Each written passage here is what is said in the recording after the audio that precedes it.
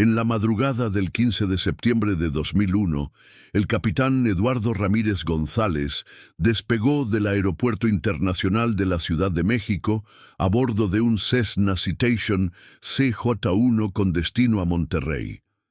Llevaba 15 años de experiencia como piloto comercial, más de 8.000 horas de vuelo y una reputación impecable como uno de los aviadores más confiables de México.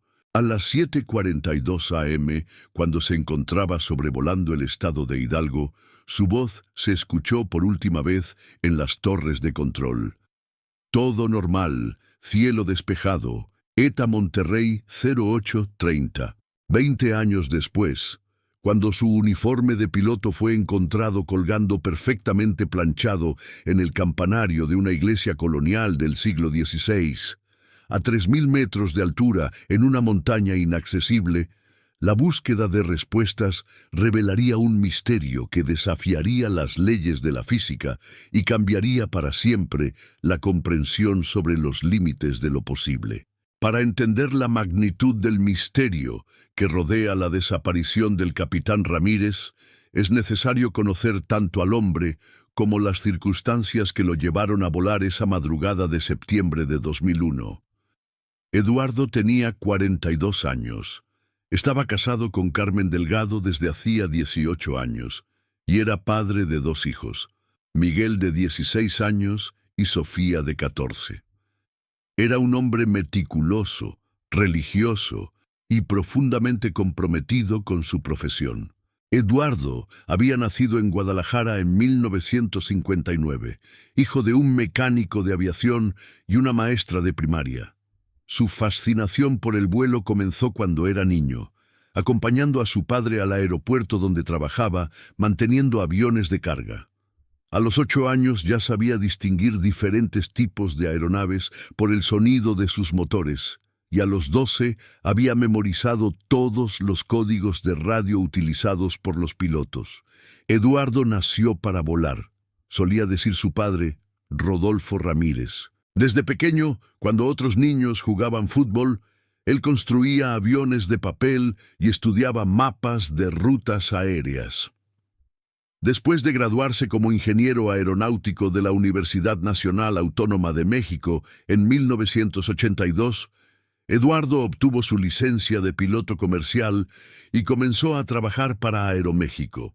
Durante sus primeros años, voló rutas domésticas, acumulando experiencia en los cielos mexicanos que conocía como la palma de su mano. En 1986 se casó con Carmen, una azafata que había conocido durante un vuelo a Cancún. Fue amor a primera vista, según contaban ambos a sus amigos. Carmen dejó de volar cuando nació Miguel, dedicándose a criar a sus hijos mientras Eduardo ascendía en su carrera profesional. Para 1995, Eduardo había sido promovido a capitán y volaba rutas internacionales para Aeroméxico. Era conocido por su profesionalismo, su tranquilidad bajo presión y su habilidad para manejar situaciones de emergencia. En 15 años de carrera, nunca había tenido un accidente, ni siquiera un incidente menor. El capitán Ramírez era el tipo de piloto que todos queríamos tener en cabina. Recordaría años después el comandante José Luis Herrera, su supervisor en Aeroméxico. Meticuloso en la preparación, tranquilo en la ejecución, siempre pensando 3 pasos adelante. En 1999, Eduardo tomó la decisión de independizarse y fundar su propia empresa de aviación ejecutiva, Ramírez Aviation Services. La compañía se especializaba en vuelos charter para empresarios, funcionarios gubernamentales y ocasionalmente misiones especiales para el gobierno federal. El negocio prosperó rápidamente. Eduardo había cultivado una red de contactos sólida durante sus años en Aeroméxico, y su reputación de confiabilidad le atrajo clientes de alto perfil que valoraban tanto la discreción como la seguridad. Para 2001, Ramírez Aviation Services operaba 3 aeronaves, 2 Cessna Citation y un King Air 350. Eduardo personalmente piloteaba los vuelos más importantes, mientras que tenía 2 pilotos empleados para cubrir la demanda creciente. El vuelo del 15 de septiembre de 2001 no parecía diferente a cientos de otros que Eduardo había realizado. El cliente era el licenciado Alejandro Vázquez, un empresario regiomontano que necesitaba llegar urgentemente a Monterrey para una junta de negocios. Vázquez había contratado los servicios de Ramírez Aviation en varias ocasiones anteriores y confiaba completamente en Eduardo. Era un vuelo rutinario, explicaría después Vázquez a los investigadores. Hora y media de vuelo, condiciones meteorológicas perfectas, una ruta que Eduardo conocía perfectamente. La noche anterior al vuelo, Eduardo había seguido su rutina habitual de preparación. Revisó personalmente la aeronave, un Cessna Citation CJ1 matrícula XA RAM, verificando todos los sistemas mecánicos, electrónicos y de navegación. Estudió los reportes meteorológicos, planificó la ruta de vuelo y calculó el combustible necesario con márgenes de seguridad amplios. Carmen recordaría después que Eduardo parecía completamente normal esa noche. Cenaron en familia, ayudó a Sofía con su tarea de matemáticas y se fue a dormir temprano, como siempre hacía antes de un vuelo matutino. No había nada diferente, insistiría Carmen durante las investigaciones posteriores. Eduardo estaba tranquilo, relajado, hablando de los planes para el cumpleaños de Miguel el próximo mes. El 15 de septiembre amaneció con cielos despejados en la Ciudad de México. Eduardo se levantó a las 5:00 a.m., desayunó ligero como era su costumbre, y se dirigió al aeropuerto donde llegó a las 6:15 a.m. Su mecánico de confianza, Roberto Sánchez, ya había completado la inspección prevuelo del Citation. «Todo perfecto, capitán», reportó Sánchez. «Combustible completo, todos los sistemas funcionando normalmente». Alejandro Vázquez llegó puntualmente a las 6:45 a.m., acompañado de su asistente personal, María Fernanda Cortés. Ambos pasajeros eran viajeros experimentados que conocían bien los procedimientos de Eduardo. «El capitán Ramírez siempre nos recibía personalmente», recordaría María Fernanda. «Nos explicaba la ruta, el tiempo de vuelo estimado y nos aseguraba que cualquier pregunta sería bienvenida». A las 7:15 a.m., el Citation XA RAM rodó hacia la pista de despegue. Las últimas verificaciones prevuelo fueron completadas sin incidentes, y a las 7:28 a.m., Eduardo recibió autorización de la torre de control para el despegue. Citation XA RAM, autorizado despegue pista 05R. Contacte control de aproximación en 119. 1. Fue la última instrucción que Eduardo recibió desde el aeropuerto de la Ciudad de México. Autorizado despegue 05R. Contactaremos aproximación 119.1. XA RAM, respondió Eduardo con su voz profesional característica. El despegue fue normal en todos los aspectos. Los controladores de tráfico aéreo reportaron que la aeronave se elevó suavemente, mantuvo la velocidad de ascenso reglamentaria y siguió exactamente la ruta de vuelo programada. A las 7:32 a.m., Eduardo contactó al control de aproximación como se le había instruido. Control aproximación, Citation XA RAM, nivelando 8.000 pies, rumbo 045. Solicito autorización FL250. XA RAM, autorizado FL250, mantenga rumbo 045, reporte nivelado, respondió el controlador. A las 7:38 a.m., control XA RAM, nivelado FL250, rumbo 045, todo normal. Esas serían las penúltimas palabras que se escucharían del capitán Eduardo Ramírez. A las 7:42 a.m., mientras sobrevolaba el estado de Hidalgo, aproximadamente 80 kilómetros al noreste de la Ciudad de México, Eduardo hizo su último contacto con control de tráfico aéreo. Control XA RAM, reportando sobre Waypoint HIGDA. Todo normal. Cielo despejado. ETA Monterrey 0830. Ex-ARRAM, recibido, contacte Centro Monterrey en 124.7, instruyó el controlador. Se esperaba que Eduardo confirmara el cambio de frecuencia, pero la respuesta nunca llegó. Después de varios intentos de contacto sin respuesta, el controlador de México notificó al Centro de Control de Monterrey sobre la pérdida de comunicación. A las 8:15 am, cuando la aeronave no había establecido contacto con Monterrey como estaba programado, se activó el primer nivel de alerta. A las 8:45 am, cuando el Citation no había aterrizado en Monterrey a la hora estimada, se declaró oficialmente una emergencia de búsqueda y rescate. Lo que siguió fue una de las operaciones de búsqueda aérea más extensas en la historia de la aviación civil mexicana.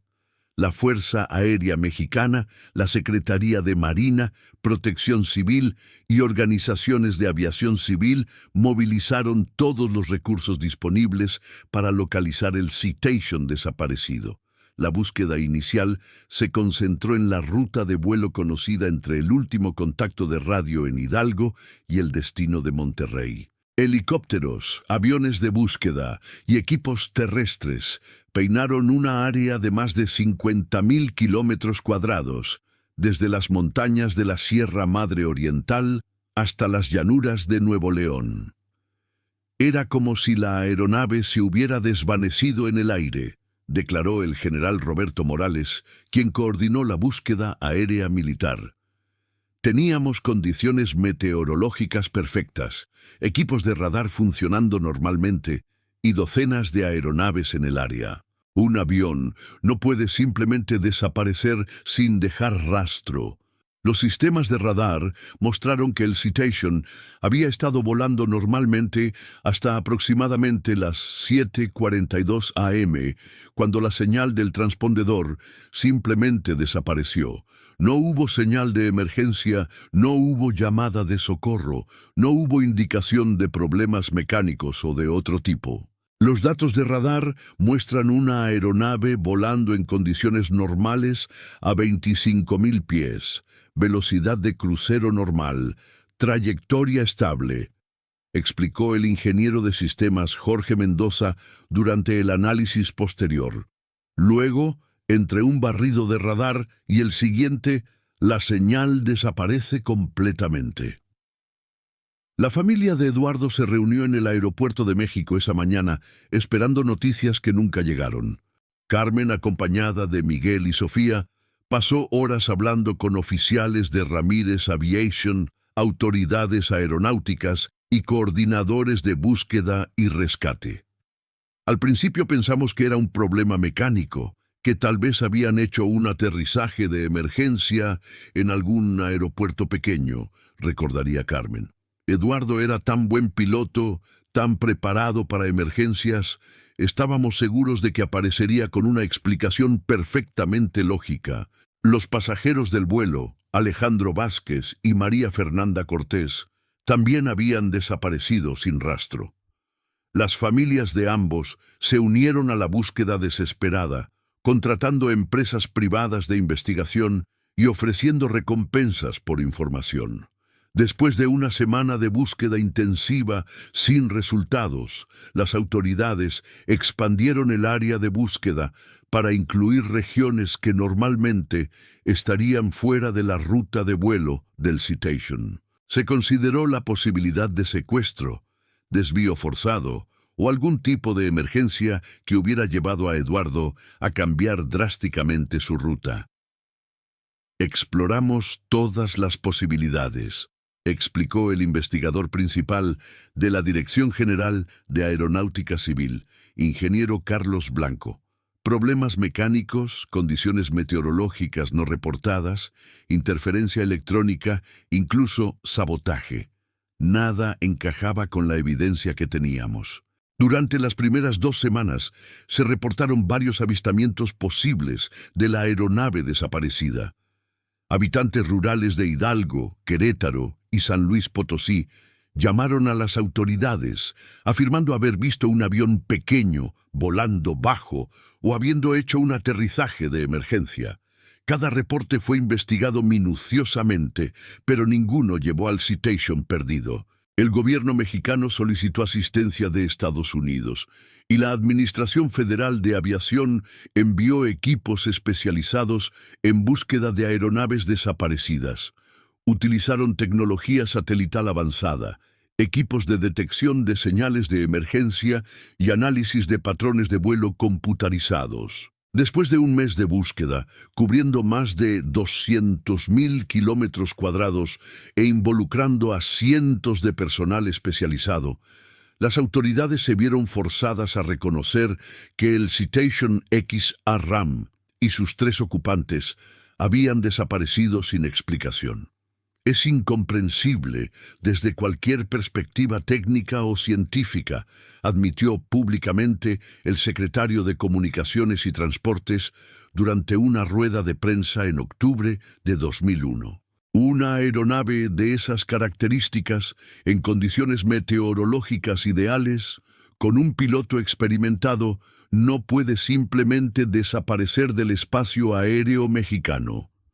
La investigación oficial continuó por meses, pero gradualmente se redujo de una búsqueda activa a un expediente que permanecía abierto pero inactivo. El Citation XA-RAM fue oficialmente clasificado como perdido en circunstancias inexplicables, y Eduardo Ramírez, Alejandro Vázquez y María Fernanda Cortés fueron declarados muertos en ausencia después de 2 años.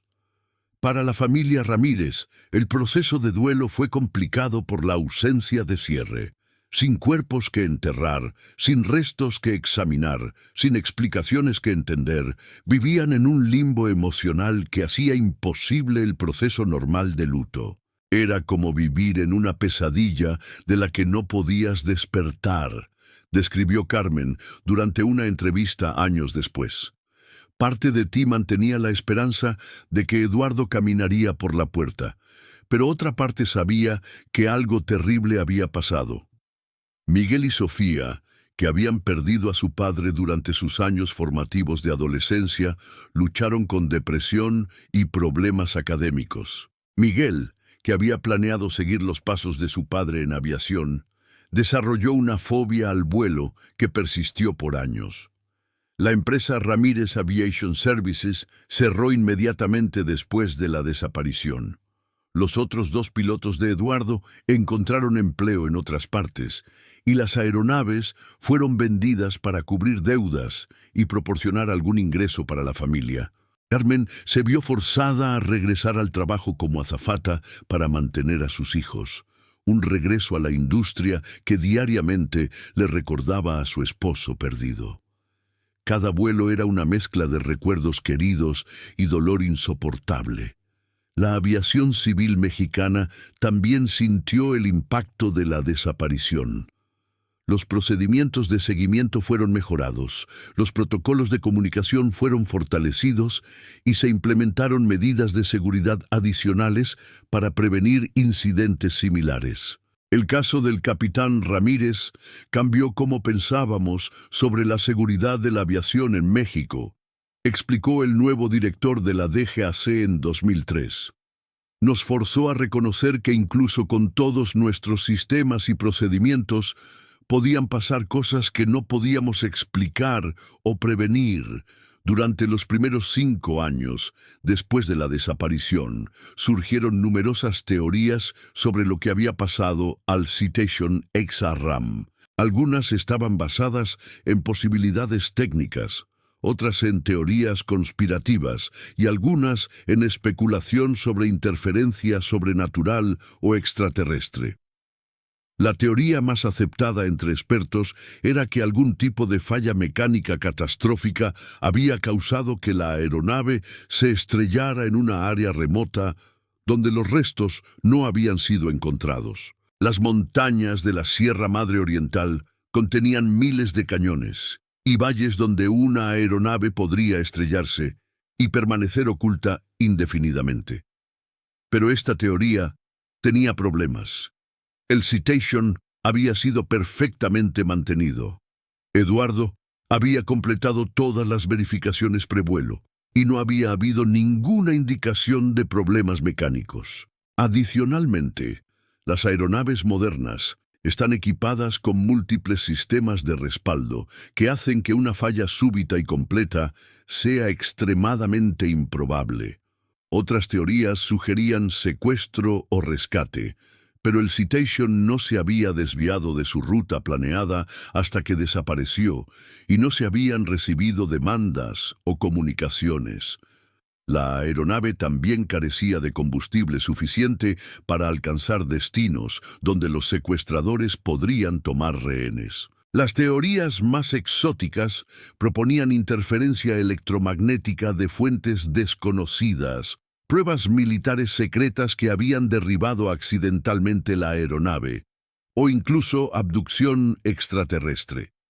Mientras estas posibilidades parecían fantásticas, la ausencia completa de evidencia para explicaciones más convencionales dejaba espacio para especulación. Los años 2005-2010 trajeron interés renovado ocasional en el caso cuando nueva tecnología se volvió disponible para búsquedas. Radar de penetración terrestre, imágenes satelitales más sofisticadas y modelado computerizado mejorado fueron utilizados para reexaminar sitios potenciales de accidente. Pero cada nueva búsqueda produjo los mismos resultados. Nada. El Citation X-ARAM y sus 3 ocupantes habían desaparecido tan completamente como si nunca hubieran existido. Para 2010, casi 10 años después de la desaparición, la familia Ramírez había aprendido a vivir con la incertidumbre. Carmen se había vuelto a casar con un hombre bondadoso llamado Roberto que entendía su necesidad de mantener viva la memoria de Eduardo. Miguel había superado su miedo a volar y se había convertido en controlador de tráfico aéreo. Sofía se había graduado de la universidad y trabajaba como psicóloga, parcialmente motivada por su propia experiencia, procesando dolor y pérdida. Aprendimos que a veces la vida no te da cierre, explicó Sofía durante una entrevista en 2015. A veces tienes que hacer las paces con no saber y encontrar maneras de honrar a los que has perdido incluso cuando no entiendes qué les pasó. Pero la familia nunca dejó de esperar que algún día llegarían respuestas. Eduardo había sido demasiado buen piloto, demasiado cuidadosa persona para simplemente desvanecerse sin explicación. En algún lugar, de alguna manera, tenía que haber evidencia de lo que realmente había pasado esa mañana de septiembre. Carmen mantuvo el uniforme de Eduardo perfectamente planchado en el closet de su recámara, sin cambios durante 20 años. Era un ritual que su nuevo esposo respetaba, una manera de mantener viva la presencia de Eduardo en la casa hasta que la verdad pudiera ser descubierta. Siempre creí que algún día descubriríamos qué pasó, diría Carmen después. Solo nunca imaginé que cuando ese día llegara, levantaría incluso más preguntas de las que respondería. En 2020, acercándose al 20º aniversario de la desaparición, las estaciones de noticias locales en la Ciudad de México y Monterrey presentaron historias retrospectivas sobre el caso del capitán Eduardo Ramírez. La historia se había vuelto parte del folclore de la aviación mexicana. El piloto perfecto que había desaparecido en condiciones perfectas, dejando solo preguntas. Pero el 15 de marzo de 2021, exactamente 20 años después de la desaparición de Eduardo, un descubrimiento en las montañas de Hidalgo finalmente proporcionaría evidencia de su destino. Desafortunadamente, esa evidencia probaría que la verdad era mucho más extraña de lo que nadie había imaginado jamás. Un equipo de antropólogos, estudiando ruinas precolombinas en la Sierra Madre Oriental, hizo un descubrimiento que inicialmente parecía imposible. Colgando perfectamente de un gancho en el campanario de una iglesia del siglo XVI, construida encima de una pirámide antigua, a 3.000 metros sobre el nivel del mar y accesible solo por senderos montañosos traicioneros que ninguna aeronave podría alcanzar, había un uniforme de piloto. El uniforme estaba perfectamente preservado, recientemente limpiado y planchado, y llevaba la placa con el nombre E. Ramírez y las alas de un aviador comercial. Más perturbador aún, colgando junto a él, había una nota escrita en la letra de Eduardo que simplemente decía: «Sigo volando». El doctor Miguel Santana, arqueólogo de la Universidad Nacional Autónoma de México, había dedicado su carrera a estudiar las civilizaciones prehispánicas de la Sierra Madre Oriental. Durante 15 años, había explorado docenas de sitios arqueológicos, pero nunca había visto nada como lo que encontró en el campanario de la iglesia de San Miguel Arcángel, construida por los españoles en 1580 sobre los restos de un templo azteca. La iglesia se alzaba en la cima del Cerro de las Águilas, a 3.000 metros sobre el nivel del mar, en una ubicación tan remota que solo podía alcanzarse tras una caminata de 6 horas por senderos de montaña que ponían a prueba hasta a los escaladores más experimentados. Era el tipo de lugar donde los conquistadores españoles habían construido iglesias para dominar espiritualmente los antiguos centros de adoración indígenas. Estábamos documentando los petroglifos en el campanario cuando lo vimos, relataría después el doctor Santana a los medios de comunicación. Al principio pensamos que alguien había subido hasta ahí como broma, pero cuando examinamos el uniforme más de cerca, nos dimos cuenta de que esto era algo mucho más serio. El uniforme colgaba de un gancho de hierro forjado que había sido instalado en la pared del campanario probablemente en el siglo XVI. Estaba perfectamente planchado, sin una sola arruga, y parecía haber sido puesto ahí recientemente. El material no mostraba signos de desgaste por la intemperie, a pesar de que el campanario estaba completamente expuesto a los elementos. Lo que más perturbó al equipo de arqueólogos fue el estado de conservación del uniforme. Después de 20 años expuesto al clima de montaña, con lluvias torrenciales en verano, vientos helados en invierno y la intensa radiación solar de la altitud, el tejido debería haber estado completamente degradado. En cambio, parecía recién salido de una tintorería. Era como si alguien hubiera colgado ese uniforme ahí esa misma mañana, observó la doctora Elena Morales, especialista en conservación de textiles que formaba parte del equipo. Pero eso era imposible. Nosotros éramos las primeras personas en subir a esa iglesia en décadas. El doctor Santana inmediatamente fotografió el uniforme desde todos los ángulos antes de tocarlo. Las imágenes mostraban claramente la placa con el nombre E. Ramírez y las alas doradas de piloto comercial cosidas al pecho izquierdo. En el bolsillo superior había una nota manuscrita que, al desplegarse, reveló un mensaje inquietante escrito en tinta azul con letra clara y uniforme. La nota decía: «Sigo volando en lugares donde el tiempo no existe. Carmen, cuida a nuestros hijos. Algún día entenderán. E.R. 15 SO Tesis 2021». La fecha de la nota, exactamente 20 años después de la desaparición, hizo que el doctor Santana sintiera un escalofrío que no tenía nada que ver con el frío de la montaña. Inmediatamente supe que esto estaba conectado con algún caso de persona desaparecida, explicó Santana.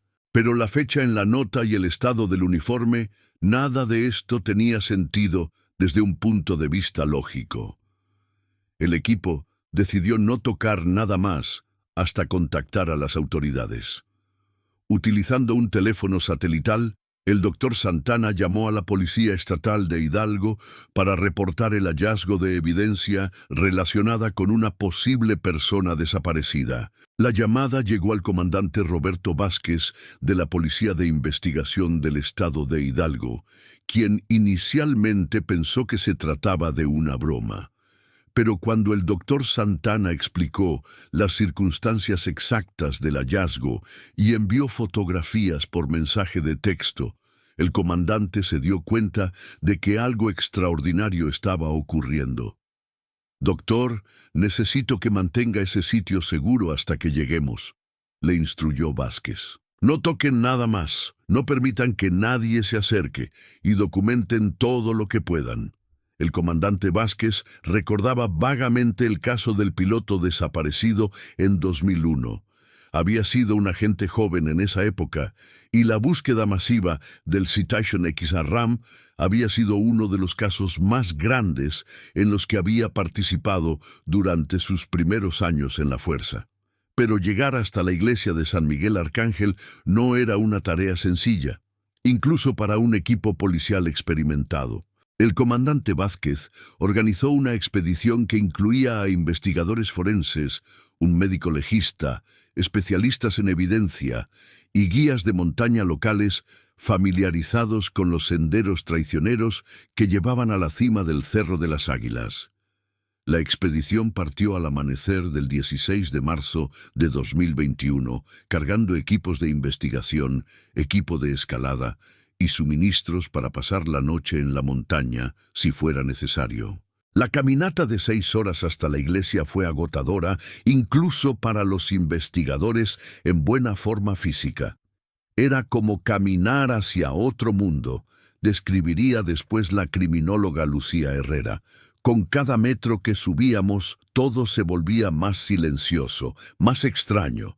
Era como si las leyes normales de la realidad no se aplicaran ahí arriba. Cuando finalmente llegaron a la iglesia, los investigadores pudieron confirmar lo que las fotografías del doctor Santana habían mostrado. El uniforme estaba ahí, colgando imposiblemente en un lugar donde no debería estar. La criminóloga Herrera dirigió el análisis inicial de la evidencia.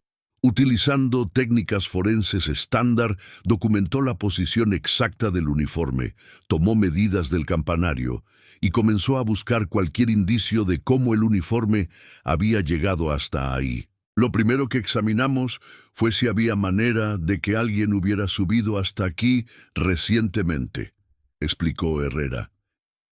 Pero no encontramos huellas, marcas de cuerdas, evidencia de helicópteros o cualquier indicación de actividad humana reciente.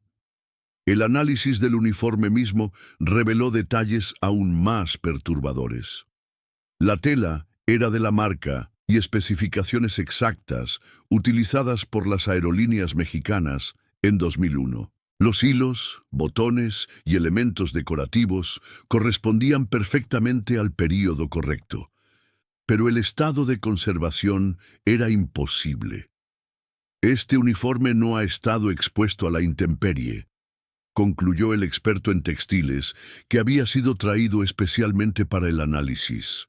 La tela, los hilos, incluso los botones metálicos, están en condiciones que indican que han sido almacenados en ambiente controlado, no colgados en una montaña durante 20 años.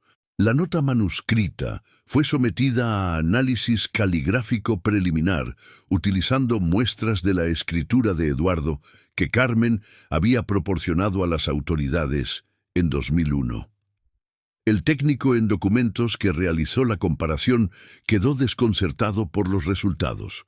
La escritura coincide con las muestras de Eduardo Ramírez en todos los aspectos técnicos, reportó. Presión del trazo, inclinación de las letras, características individuales del estilo personal. Pero hay algo extraño en la tinta.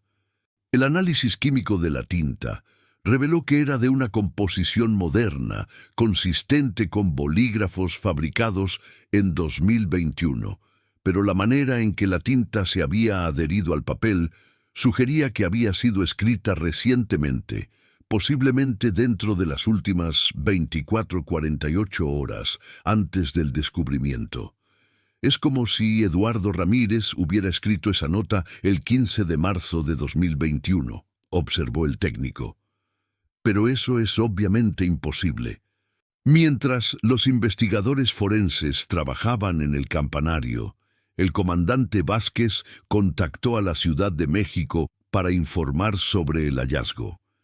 La noticia llegó rápidamente a Carmen Ramírez, quien para entonces se llamaba Carmen Morales después de su segundo matrimonio. Carmen, ahora de 51 años, había reconstruido su vida después de la desaparición de Eduardo. Trabajaba como supervisora de vuelo en el Aeropuerto Internacional de México y vivía en una casa modesta en las afueras de la ciudad con su segundo esposo, Roberto Morales, y sus 2 hijos ya adultos. Cuando recibió la llamada del comandante Vázquez, Carmen sintió que el mundo se tambaleaba bajo sus pies. Señora Morales, soy el comandante Vázquez de la Policía de Hidalgo. Hemos encontrado evidencia relacionada con su primer esposo, Eduardo Ramírez. Necesitamos que venga a identificar algunas pertenencias. ¿Encontraron el avión? Fueron las primeras palabras de Carmen. No, señora, pero encontramos su uniforme de piloto en circunstancias muy inusuales. Necesito advertirle que esto va a ser difícil de entender. Carmen viajó a Hidalgo acompañada de Miguel, su hijo mayor, quien ahora tenía 36 años y trabajaba como controlador de tráfico aéreo. Sofía, la hija menor, voló desde Guadalajara, donde trabajaba como psicóloga. 20 años esperando respuestas, le dijo Miguel a su madre durante el viaje, y ahora aparece el uniforme de papá en una montaña. ¿Cómo es eso posible? Carmen no tenía respuesta. Durante 2 décadas había imaginado este momento, el día en que finalmente tendrían pistas sobre lo que le había pasado a Eduardo. Pero nunca había imaginado que esas pistas serían tan imposibles de explicar. Cuando Carmen vio el uniforme por primera vez, no pudo contener las lágrimas. Era exactamente como recordaba. La camisa blanca perfectamente planchada, los pantalones azul marino con la raya impecable, las alas doradas que Eduardo había usado con tanto orgullo. «Es de él», confirmó inmediatamente. «Es el uniforme que llevaba el día que desapareció». Pero cuando leyó la nota manuscrita, Carmen experimentó una mezcla de alivio y terror que nunca podría describir adecuadamente. «Esa es la letra de Eduardo», murmuró, sosteniendo la nota con manos temblorosas. «Pero la fecha es de hace 2 días». Miguel examinó la nota e inmediatamente notó algo que había pasado desapercibido para los investigadores. Una referencia personal que solo Eduardo habría conocido. «Mamá, mira la manera en que firmó», señaló Miguel. «ER con un punto después de cada inicial. Papá siempre firmaba así cuando escribía notas rápidas para la familia. Nunca lo hacía en documentos oficiales, solo en notas personales». Esta observación agregó otro elemento desconcertante al misterio. Quien había escrito la nota no solo tenía la caligrafía de Eduardo, sino también conocía detalles íntimos de sus hábitos personales que solo la familia habría sabido. La investigación se expandió para incluir a especialistas de la Ciudad de México. El caso fue transferido a la Procuraduría General de la República debido a su complejidad y las implicaciones federales del vuelo comercial desaparecido. El agente federal Marco Antonio Delgado, especialista en casos de personas desaparecidas, se hizo cargo de la investigación. Con 20 años de experiencia en casos complejos, Delgado había visto prácticamente todo lo imaginable, pero nunca algo como esto. «Tenemos evidencia física que aparentemente conecta con un caso de 2001», explicó Delgado a su equipo. «Pero las circunstancias del hallazgo desafían toda explicación lógica». Delgado ordenó una investigación exhaustiva del Cerro de las Águilas y la iglesia de San Miguel Arcángel. Equipos especializados examinaron cada centímetro del sitio, buscando cualquier evidencia de cómo el uniforme había llegado hasta ahí. Los resultados fueron desconcertantes. No había evidencia de actividad humana reciente en el área. No había huellas, marcas de neumáticos, restos de fogatas, basura o cualquier indicación de que alguien hubiera estado en la zona en años. «Es como si el uniforme se hubiera materializado ahí», reportó el equipo de investigación forense. No hay explicación física para cómo llegó a ese lugar. La búsqueda se expandió para incluir un radio de varios kilómetros alrededor de la iglesia.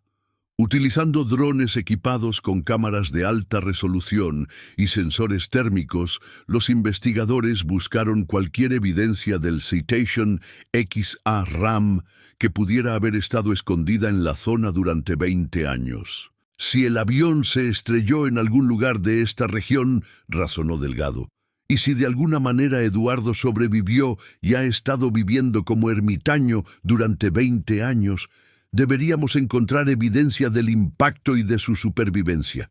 Pero después de 3 semanas de búsqueda intensiva, utilizando la tecnología más avanzada disponible, no se encontró rastro alguno de la aeronave desaparecida o de cualquier asentamiento humano en la región. Mientras tanto, el análisis forense del uniforme continuó revelando anomalías inexplicables. Las fibras del tejido mostraban un patrón de desgaste consistente con 20 años de uso regular, pero sin exposición a los elementos. Era como si Eduardo hubiera estado usando y cuidando el uniforme en algún lugar protegido durante 2 décadas. Es el patrón de desgaste más extraño que he visto, comentó la especialista en textiles. La ropa muestra signos de uso prolongado, pero también de cuidado meticuloso, como si alguien la hubiera estado lavando, planchando y manteniendo en perfectas condiciones durante 20 años. Los análisis de ADN realizados en cabello encontrado en el cuello del uniforme confirmaron que pertenecía a Eduardo Ramírez, pero los resultados adicionales agregaron otra capa de misterio. El cabello mostraba signos de crecimiento reciente, como si hubiera sido cortado dentro de las últimas semanas. Desde una perspectiva científica, esto no tiene sentido, admitió el genetista Dr. Fernando Ruiz. Tenemos ADN que confirma la identidad, pero las características celulares del cabello indican actividad biológica reciente. La noticia del hallazgo del uniforme se filtró a los medios de comunicación, a pesar de los esfuerzos de las autoridades por mantener la investigación confidencial. La historia del piloto desaparecido cuyo uniforme había aparecido en una iglesia de montaña capturó la imaginación del público mexicano.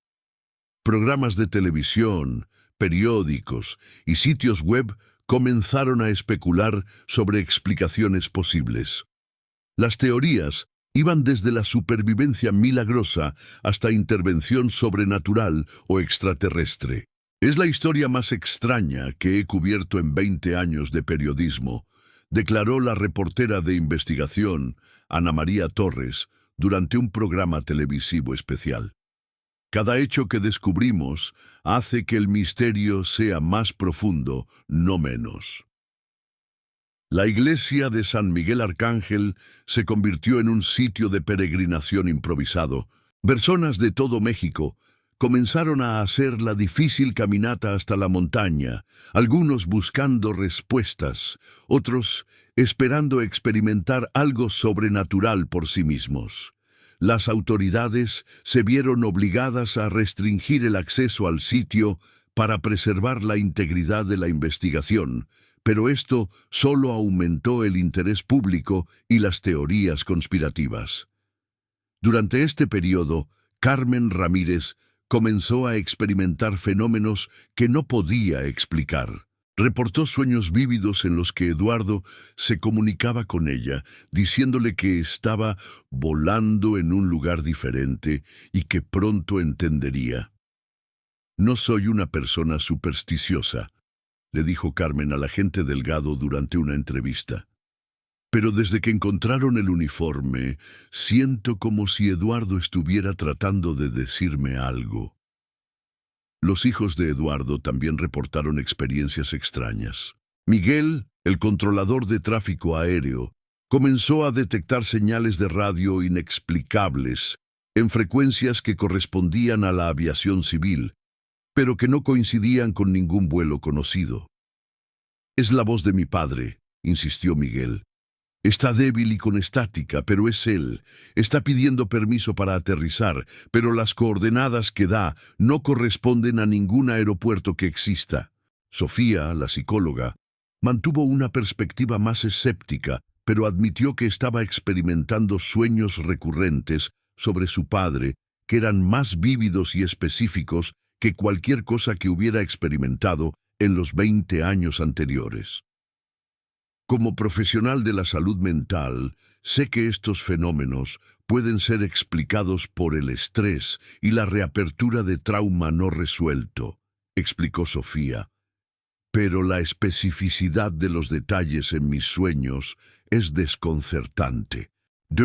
Conforme la investigación continuaba sin producir respuestas satisfactorias, las autoridades comenzaron a considerar posibilidades que normalmente habrían descartado.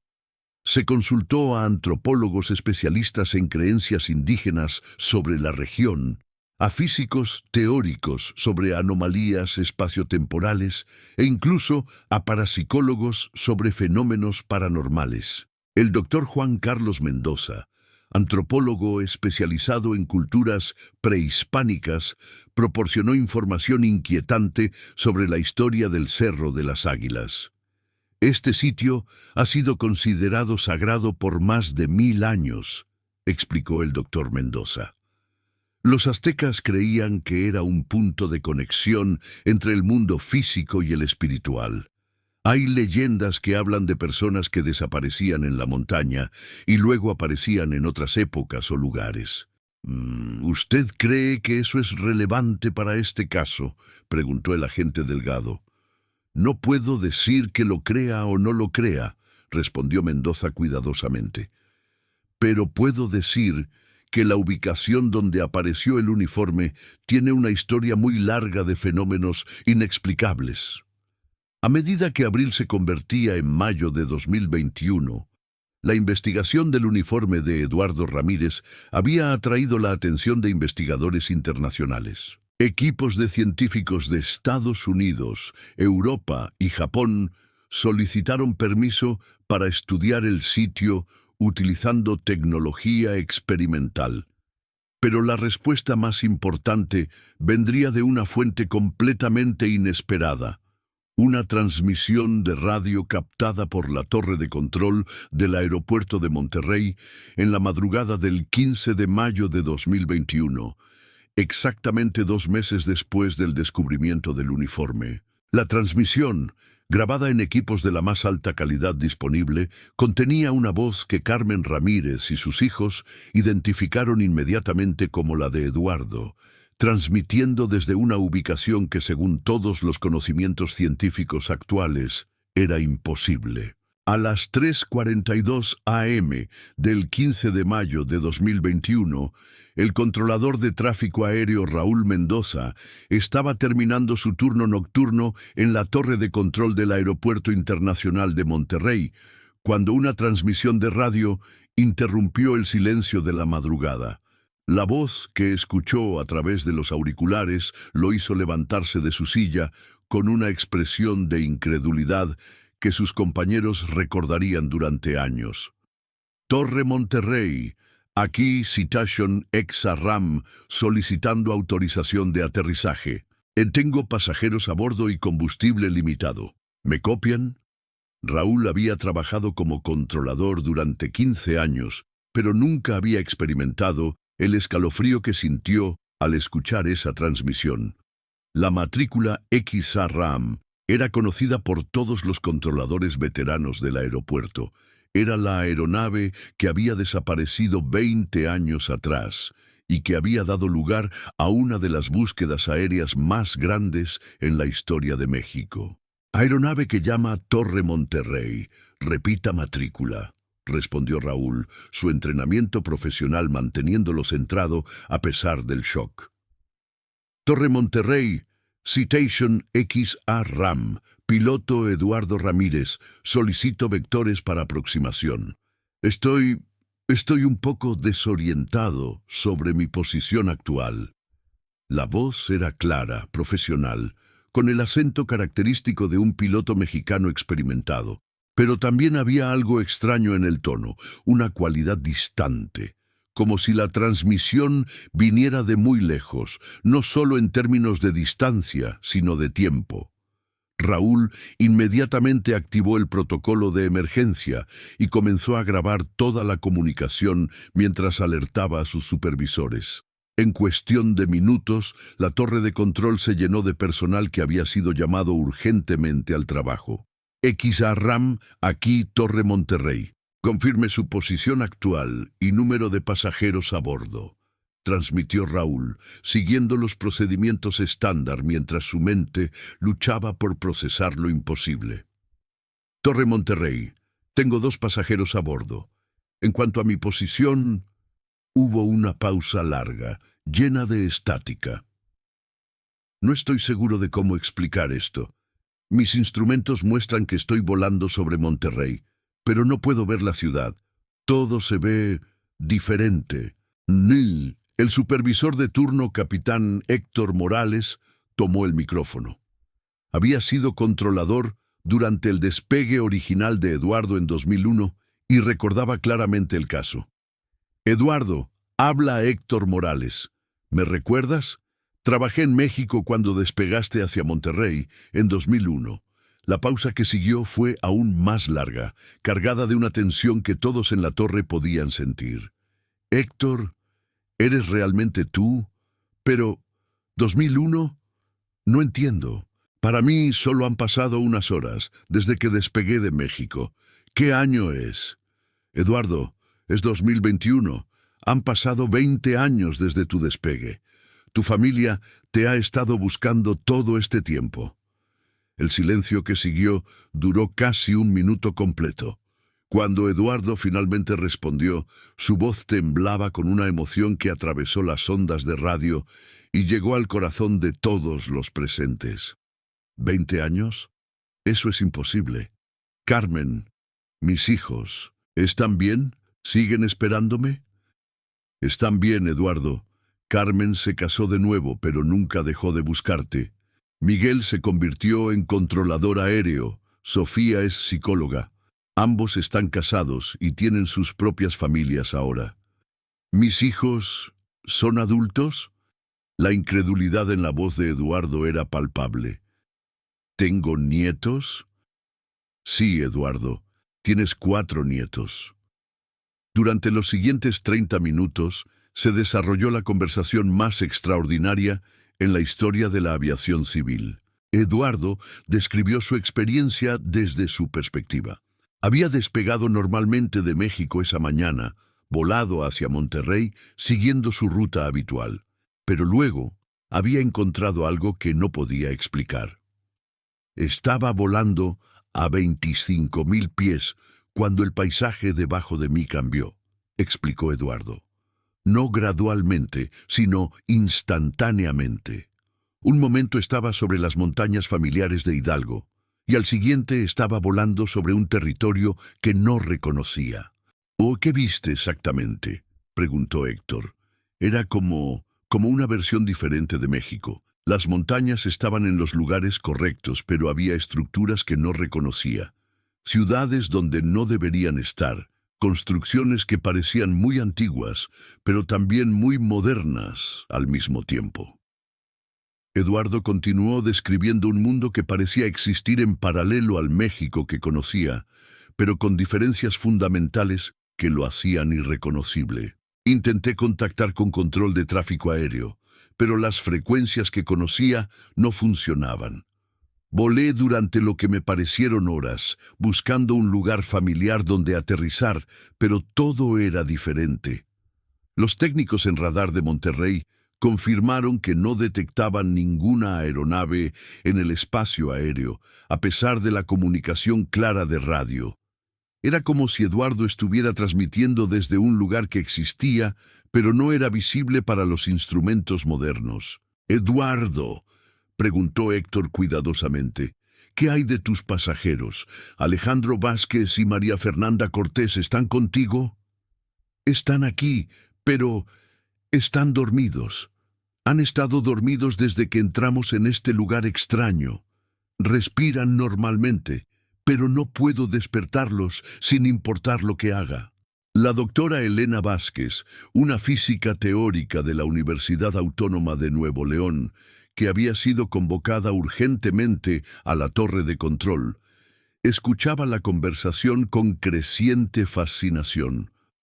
«Si me permite la pregunta», intervino la doctora Vázquez, «¿ha notado algo extraño sobre el tiempo? ¿Su reloj funciona normalmente?» «Mi reloj. Eso es extraño. Se detuvo en las 7:42 am del 15 de septiembre de 2001. He intentado darle cuerda varias veces, pero siempre regresa a esa hora exacta». La doctora Vázquez intercambió miradas significativas con los demás presentes. Las 7:42 am era la hora exacta de la última transmisión de Eduardo 20 años atrás. «Eduardo», continuó la doctora Vázquez, «voy a hacer una pregunta que puede sonar extraña, pero es importante. ¿Siente que está volando en nuestro mismo mundo o en algún lugar diferente?» La respuesta de Eduardo fue inmediata y perturbadora. «Es diferente, definitivamente diferente. Es como si estuviera volando en un México que podría haber existido si la historia hubiera tomado otros caminos. Veo pirámides aztecas que nunca fueron conquistadas, ciudades coloniales que crecieron de maneras diferentes, paisajes que son familiares pero transformados». Durante las siguientes 2 horas, Eduardo proporcionó descripciones detalladas de lo que estaba viendo desde su perspectiva. Hablaba de una versión de México, donde las culturas prehispánicas habían evolucionado de manera diferente, donde la geografía era similar pero alterada, donde el tiempo parecía fluir de manera distinta. «A veces veo lugares que reconozco perfectamente», explicó Eduardo. «La Sierra Madre Oriental está ahí, pero hay estructuras construidas en las montañas que no existen en el mundo que conozco. Ciudades enteras talladas en las rocas, pero con tecnología que no entiendo». Mientras tanto, equipos de investigación en todo México se movilizaron para documentar y analizar esta comunicación extraordinaria. La llamada se transmitía en vivo a centros de investigación en la Ciudad de México, Guadalajara, e incluso a universidades en Estados Unidos y Europa. Carmen Ramírez, que había sido contactada inmediatamente al comenzar la transmisión, viajó en vuelo especial desde la Ciudad de México para estar presente en la torre de control. Cuando finalmente pudo hablar con su esposo después de 20 años, la conversación que siguió conmovió a todos los presentes. «Eduardo, soy Carmen, ¿me escuchas?» «¿Carmen? ¿Eres realmente tú? Tu voz suena diferente, más madura». «Han pasado 20 años, mi amor. He envejecido, todos hemos envejecido. Pero para mí solo han pasado unas horas. Aún puedo oler tu perfume de esta mañana cuando me despedí de ti». Carmen se desplomó en una silla, sobrepasada por la emoción de escuchar la voz del hombre que había perdido 2 décadas atrás. «Los niños están aquí», le dijo Carmen. «Miguel y Sofía han venido también. Quieren hablar contigo». Las conversaciones que siguieron entre Eduardo y sus hijos adultos fueron documentadas completamente y se convirtieron en algunos de los registros de audio más analizados en la historia moderna. Eduardo hablaba con Miguel y Sofía como si aún fueran los adolescentes que había dejado esa mañana, mientras ellos le hablaban como los adultos en los que se habían convertido. «Papá», le dijo Miguel, «me convertí en controlador de tráfico aéreo. Trabajo aquí en Monterrey. Siempre esperé que algún día pudiera ser yo quien te guiara a casa». «¿Controlador aéreo? Pero si apenas tenías 16 años... Ahora tengo 36, papá. Estoy casado, tengo 2 hijos.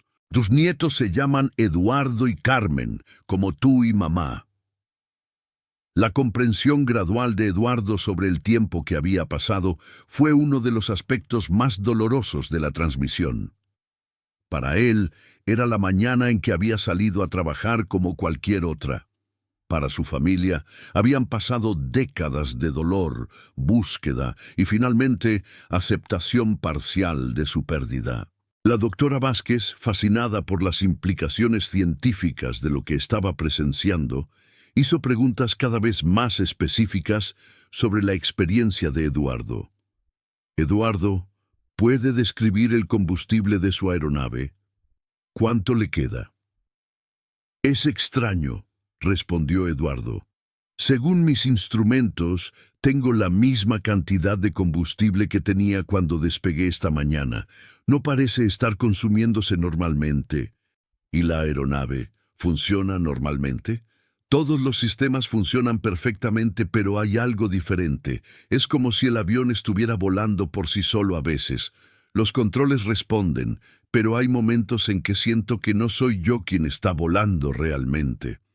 Conforme la conversación continuaba, se hizo evidente que Eduardo estaba experimentando algún tipo de fenómeno que desafiaba todas las leyes conocidas de la física. Parecía estar atrapado en una versión alternativa de la realidad, donde el tiempo funcionaba de manera diferente y donde las reglas normales del universo no se aplicaban.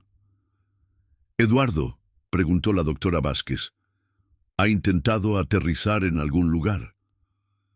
He intentado varias veces, pero cada vez que me acerco a lo que parece un aeropuerto, se desvanece o se transforma en algo diferente. Es como si este lugar no quisiera que aterrice, pero tampoco me deja salir. ¿Yo y sus pasajeros? ¿Siguen dormidos? Sí, pero algo está cambiando. Ocasionalmente murmuran palabras como si estuvieran soñando. Alejandro ha mencionado varias veces el nombre de su esposa y María Fernanda ha hablado sobre sus hijos.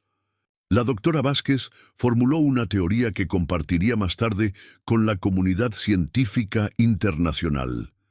Eduardo y sus pasajeros parecían estar atrapados en lo que ella describió como una dimensión de transición, un espacio entre realidades donde el tiempo, el espacio y las leyes físicas operaban de manera diferente. Es como si hubieran entrado en una grieta en el tejido de la realidad, explicó la doctora Vázquez durante una conferencia de prensa posterior. Un lugar donde diferentes versiones de nuestro mundo se superponen y donde el tiempo puede funcionar de manera no lineal. Pero la pregunta más importante seguía sin respuesta. ¿Había alguna manera de traer a Eduardo y sus pasajeros de vuelta a su realidad original? La respuesta comenzó a emerger cuando Eduardo describió algo que había estado notando durante las últimas horas de su experiencia. Hay momentos en que veo grietas en el paisaje, explicó Eduardo, como fisuras en el aire mismo. A través de ellas puedo ver brevemente lo que parece el México que conozco, ciudades familiares, montañas en los lugares correctos. ¿Ha intentado volar hacia esas grietas?, preguntó la doctora Vázquez. He intentado, pero cada vez que me acerco, se mueven. Es como si estuvieran evitándome. Eduardo, intervino Carmen con voz urgente. ¿Hay algo que podamos hacer desde aquí para ayudarte? ¿Alguna manera de guiarte de vuelta? No lo sé, Carmen, pero hay algo más. Durante los últimos minutos he estado viendo algo extraño. Hay una montaña que reconozco, se parece al Cerro de las Águilas en Hidalgo, y en la cima hay una iglesia que brilla como si estuviera hecha de luz. La doctora Vázquez inmediatamente hizo la conexión con el lugar donde había sido encontrado el uniforme de Eduardo. Eduardo, esa iglesia que ves, ¿podrías volar hacia ella? Podría intentarlo, pero hay algo que me da miedo de ese lugar. Es como si supiera que si aterrizo ahí, algo va a cambiar permanentemente. Eduardo, dijo Carmen con determinación, si ese lugar puede traerte de vuelta a casa, tienes que intentarlo. Hemos esperado 20 años. Lo que sea que pase, estaremos aquí esperándote. La decisión de Eduardo de volar hacia la iglesia luminosa marcó el comienzo del final de su odisea de 20 años. Conforme se acercaba a la montaña, su voz se volvía cada vez más distante, como si se estuviera alejando no solo en el espacio, sino en dimensiones que no podían ser medidas. La iglesia está creciendo, reportó Eduardo. Es hermosa, pero también da miedo. Puedo ver figuras en el campanario, como si alguien me estuviera esperando. ¿Qué tipo de figuras?, preguntó la doctora Vázquez. No estoy seguro. Son como personas, pero también como luz. ¿Y hay algo más? Puedo ver mi uniforme colgando en el campanario. Está perfectamente planchado, como si Carmen lo hubiera preparado esta mañana. La transmisión comenzó a llenarse de estática conforme Eduardo se acercaba a la iglesia. Su voz se volvía entrecortada, las palabras llegaban fragmentadas. Carmen, niños, los amo, siempre. No se olviden. Eduardo, te amamos. Vuelve a casa, gritó Carmen al micrófono. Voy a aterrizar. La iglesia, es hora de volver. La última transmisión de Eduardo fue clara y tranquila. Torre Monterrey, Citation XRAM aterrizando. Gracias por guiarme a casa. Luego, silencio absoluto. Los técnicos intentaron restablecer contacto durante horas, pero no hubo respuesta. La frecuencia que había transportado la voz de Eduardo durante 5 horas quedó vacía, llevando solo el silencio del espacio. 3 días después, los equipos de investigación que monitoreaban la iglesia de San Miguel Arcángel hicieron un descubrimiento que confirmaría que algo extraordinario había ocurrido. El uniforme que había colgado en el campanario durante 2 meses había desaparecido. En su lugar colgaban ahora 3 piezas de ropa: un traje de empresario que pertenecía a Alejandro Vázquez, un traje sastre femenino que había pertenecido a María Fernanda Cortés y una nueva nota manuscrita en la letra de Eduardo. La nota decía: «Hemos llegado a casa. Alejandro y María Fernanda están despertando. Nos vamos juntos al lugar donde el tiempo no importa. Cuiden a nuestras familias. Con amor eterno, E.R.». Junto a la ropa había 3 pequeños objetos que nadie había visto antes. Un reloj de piloto detenido para siempre en las 7:42 a.m. Un anillo de bodas que Carmen reconoció inmediatamente como el de Eduardo, y una fotografía familiar de 2001 que Eduardo siempre llevaba en su billetera. La doctora Vázquez, que había estado estudiando el fenómeno desde múltiples perspectivas científicas, ofreció su teoría final sobre lo que había ocurrido. Eduardo y sus pasajeros quedaron atrapados en una anomalía dimensional cuando desaparecieron en 2001, explicó durante una conferencia internacional sobre el caso. Durante 20 años de nuestro tiempo, existieron en un espacio paralelo donde las leyes físicas operaban de manera diferente.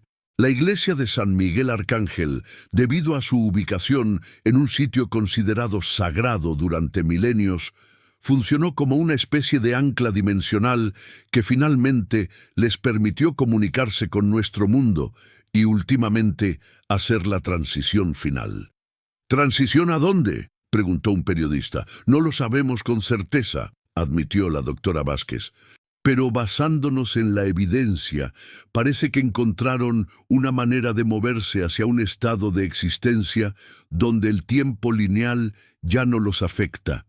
En términos simples, encontraron su camino hacia un tipo de eternidad. Para Carmen y su familia, la transmisión de radio de Eduardo proporcionó el cierre que habían buscado durante 20 años. Aunque Eduardo no había regresado físicamente, habían podido hablar con él, decirle que lo amaban y finalmente entender que había encontrado paz. Durante 20 años me pregunté si Eduardo había sufrido, si había tenido miedo, si había pensado en nosotros al final, dijo Carmen durante una entrevista 6 meses después. Ahora sé que nunca dejó de amarnos, que luchó durante todo ese tiempo por regresar a casa y que finalmente encontró una forma diferente de estar en paz. La iglesia de San Miguel Arcángel se convirtió en un sitio de peregrinación para familias que habían perdido seres queridos en circunstancias misteriosas. Aunque las autoridades mexicanas nunca pudieron explicar científicamente lo que había ocurrido, reconocieron oficialmente que Eduardo Ramírez, Alejandro Vázquez y María Fernanda Cortés habían completado su viaje final en mayo de 2021. Miguel Ramírez siguió trabajando como controlador de tráfico aéreo, pero ahora con una perspectiva completamente diferente sobre su profesión. Cada vez que guío a un piloto a casa seguro, pienso en mi padre, explicó Miguel. Él me enseñó que volar no es solo sobre máquinas y procedimientos, es sobre la fe de que siempre hay un camino a casa, aunque no siempre sea el camino que esperas. Sofía utilizó su experiencia profesional como psicóloga para ayudar a otras familias que enfrentaban pérdidas inexplicables. El caso de mi padre me enseñó que el cierre no siempre viene en la forma que esperamos, reflexionó Sofía. Pero si mantienes el corazón abierto, el amor puede encontrar maneras de llegar a ti a través de cualquier distancia, incluso a través del tiempo mismo. Las grabaciones de audio de la transmisión de Eduardo se convirtieron en algunos de los documentos más estudiados en la historia de la investigación paranormal. Universidades de todo el mundo analizaron cada palabra, cada inflexión, buscando pistas sobre la naturaleza de la realidad y las posibilidades de existencia después de la muerte. La doctora Vázquez estableció un centro de investigación dedicado al estudio de anomalías dimensionales, utilizando el caso Ramírez como punto de partida para explorar las fronteras entre ciencia y lo inexplicable. Eduardo Ramírez no solo encontró su camino a casa, concluyó la doctora Vázquez durante su último informe sobre el caso.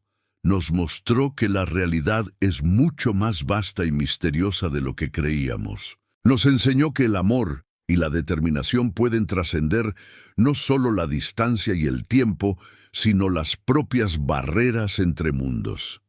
El Citation XA-RAM nunca fue encontrado en nuestro mundo, pero la historia de Eduardo Ramírez se convirtió en una leyenda que inspiraría a generaciones de pilotos, científicos y familias que enfrentan pérdidas inexplicables. Y en una iglesia colonial, en la cima de una montaña sagrada en Hidalgo, los visitantes ocasionalmente reportan escuchar el sonido distante de motores de avión en las noches despejadas, como si alguien aún estuviera volando en los cielos entre mundos, llevando pasajeros hacia destinos que trascienden el tiempo y el espacio.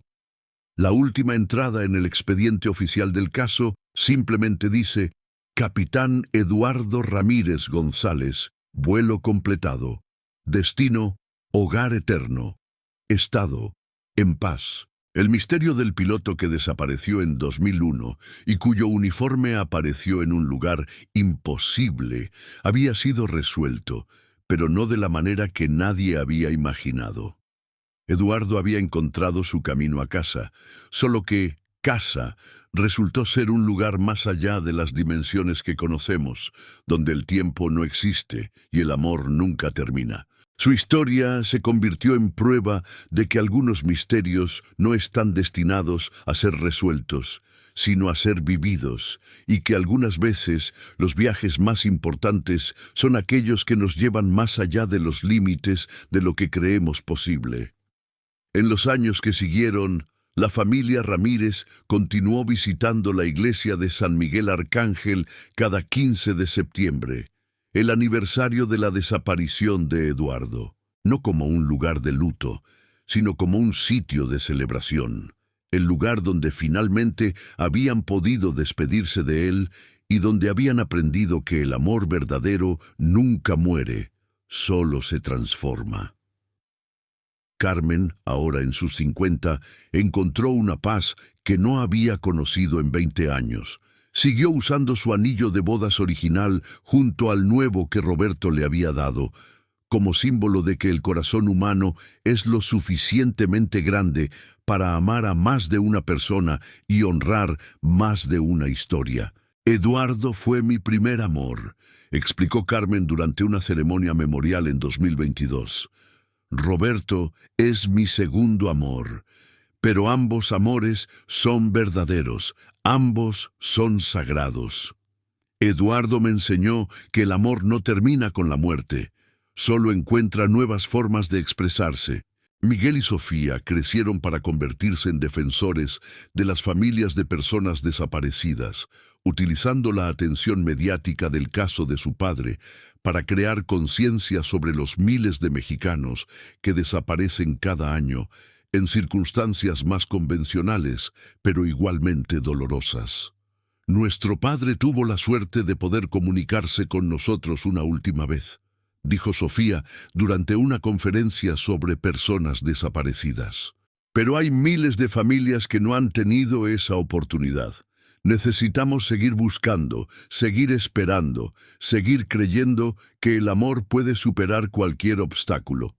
La historia del caso Ramírez también transformó la manera en que las autoridades mexicanas investigaban casos de personas desaparecidas. Se establecieron nuevos protocolos que incluían la consulta con especialistas en fenómenos inexplicables, el análisis de sitios considerados sagrados o de importancia histórica y la apertura a posibilidades que anteriormente habrían sido descartadas como no científicas.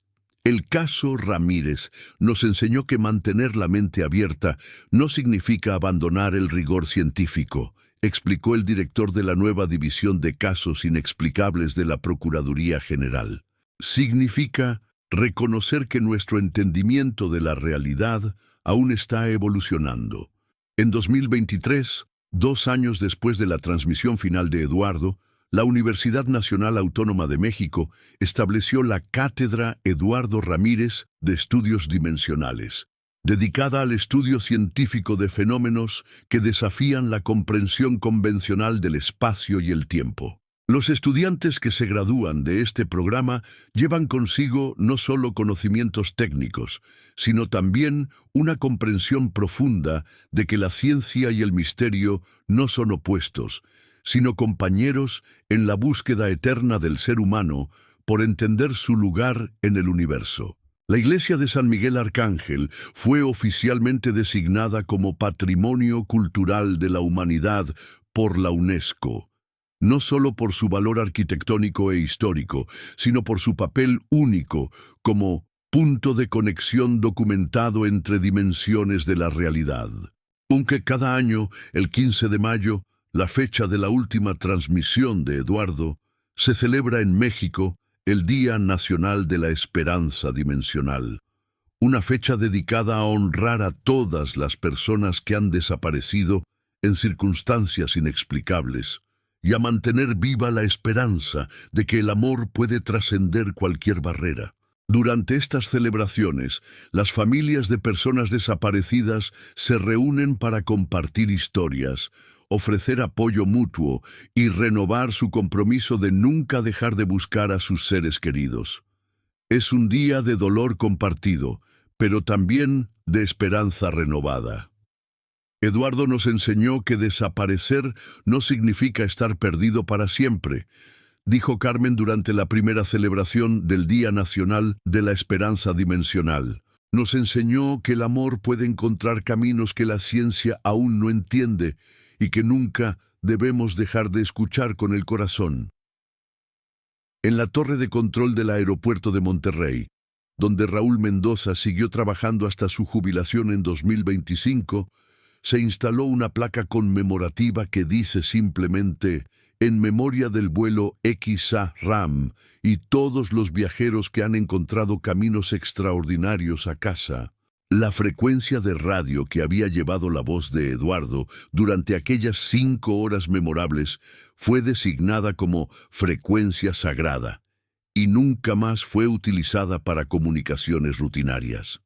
Permanece abierta, monitoreada las 24 horas del día, por si acaso otros viajeros perdidos necesitan encontrar su camino a casa. Y aunque nunca se ha vuelto a escuchar la voz de Eduardo Ramírez en esa frecuencia, Los controladores que la monitorean reportan ocasionalmente sentir una presencia tranquila, una sensación de que alguien está escuchando, alguien que se preocupa por todos los pilotos que surcan los cielos mexicanos.